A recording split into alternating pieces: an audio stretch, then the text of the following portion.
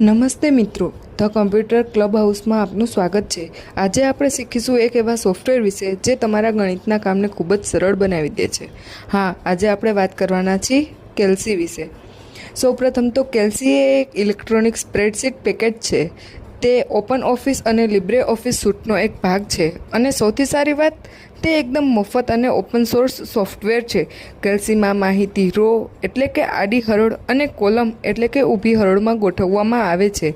આ આડી અને ઊભી લાઈનો ભેગી મળીને જે ખાના બનાવે છે તેને આપણે સેલ કહીએ છીએ। શું તમારે મોટી ગણતરીઓ કરવી છે? કેલ્સીમાં ગાણિતિક, નાણાકીય અને આંકડાકીય કામો માટે તૈયાર સૂત્રો અને વિધેયો મળે છે જે તમારા કામને ઝડપી અને સચોટ બનાવે છે।